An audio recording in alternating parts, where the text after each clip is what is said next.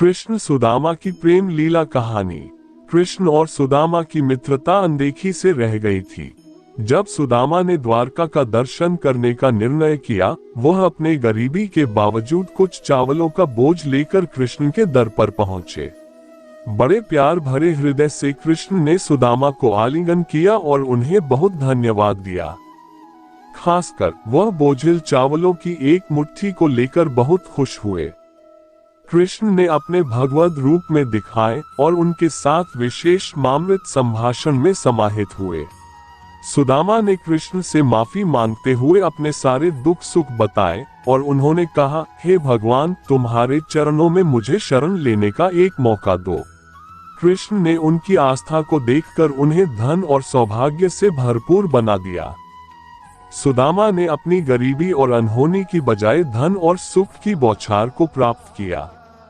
इस प्रेम कथा से यह बता है कि भगवान के सामीप्य से कोई भी व्यक्ति अनंत धन और आनंद प्राप्त कर सकता है। सुदामा की प्रेम कथा हमें ये सिखाती है कि भक्ति और समर्पण से भगवान हमेशा हमारे साथ है और हमें उनकी कृपा बरसते रहती है। ये कहानी हमें ये भी दिखाती है कि विशेष भावना और निर्बंध भक्ति से किसी भी व्यक्ति को दिव्य सुख की प्राप्ति हो सकती है। सुदामा की प्रेम लीला ने हमें ये भी याद दिलाया है कि जीवन में हमें मानवीय संबंधों, मित्रता और समर्पण का मूल्य रखना चाहिए, जो हमें सच्चे सुख की दिशा में मदद कर सकता है। कृष्ण और सुदामा की प्रेम कथा। कहानी एक छोटे से गांव के एक गरीब ब्राह्मण सुदामा की है, जो अपने विशेष मित्र श्री कृष्ण के साथ एक अद्वितीय प्रेम की ओर बढ़ता है। सुदामा का दिल अपने मित्र के प्रति पूरी श्रद्धा और प्रेम से भरा हुआ था, जो उसे भगवान के स्वरूप में जानता था। एक दिन सुदामा ने अपनी पत्नी के साथ एक मंदिर की यात्रा करते हुए द्वारका पहुंचा, जहां उनका मित्र श्री कृष्ण निवास करते थे। गरीबी के बावजूद सुदामा ने मित्रता की महत्ता को समझते हुए अपने पास बसी हुई एक मुट्ठी चावलों का एक टोला श्री कृष्ण को समर्पित करने का निश्चय किया। श्री कृष्ण ने अपने मित्र के आगमन का समाचार सुनकर उत्साहित होकर उनका स्वागत करने के लिए बाहर निकले।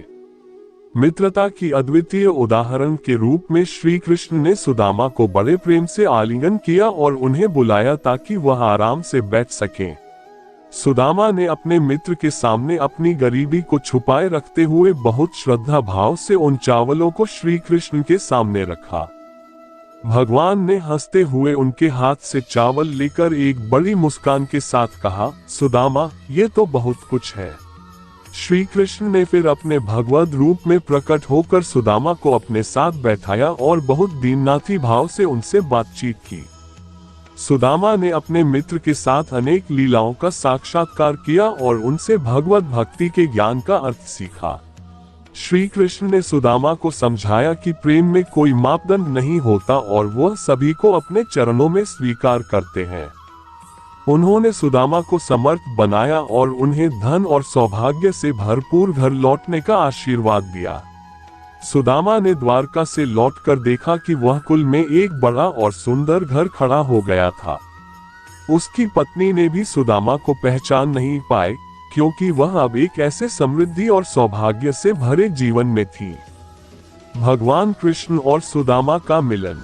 द्वारका नगर में भगवान कृष्ण ने अपने आदर्श भक्त सुदामा के साथ मिलन की घटना एक अद्वितीय प्रेम कथा है। सुदामा एक गरीब ब्राह्मण थे, लेकिन उनकी भक्ति और प्रेम ने उन्हें भगवान कृष्ण के साकार रूप में मिलन की अद्वितीय अवसर प्रदान किया। सुदामा और कृष्ण का संबंध बचपन से था, जब वे गुरुकुल में साथ पढ़ रहे थे। वहां से शिक्षा पूरी करने के बाद दोनों अलग अलग दिशाओं में चले गए, लेकिन उनका दोस्ती का बंधन कभी भी नहीं टूटा। एक दिन सुदामा ने अपनी गरीबी के बावजूद भगवान कृष्ण की दरबार में पहुंचने का निर्णय किया। वह अपने छोटे से घर से निकलते ही महसूस करते हैं कि एक दिव्य ऊर्जा उन्हें इस यात्रा में सहारा दे रही है। धन्यवाद के रूप में सुदामा ने अपने वस्त्रों को संग लेकर एक छोटे से परिमल से बने चावलों का एक टोला बनाया।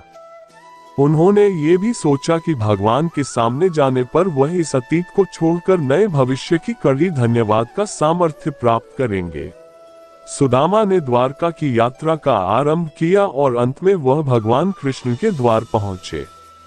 वहां पहुंचकर उन्होंने स्वयं को गरीब और नीच स्थिति में बताते हुए श्री कृष्ण के दर्शन के लिए आग्रहित किया। भगवान कृष्ण ने उनकी आत्मा को पहचानते हुए हंसते हुए उनको आलिंगन किया और उनकी बातों को ध्यान से सुनते हुए उन्हें अपने साथ बैठाया। सुदामा ने अपनी गरीबी को छुपाए रखते हुए चावलों की मुट्ठी को भगवान के सामने रखा। कृष्ण ने मुस्कान के साथ उनके हाथ से चावल लेकर कहा, ये तो बहुत कुछ है मेरे प्रिय सुदामा। इसके बाद उन्होंने चावलों को अपने हृदय से स्वीकार किया और सुदामा की भक्ति को बड़े प्रेम से स्वीकार किया। चावलों की जगह उस अद्वितीय प्रेम कथा ने दोनों का मनोबल और सखी भाव को बढ़ा दिया।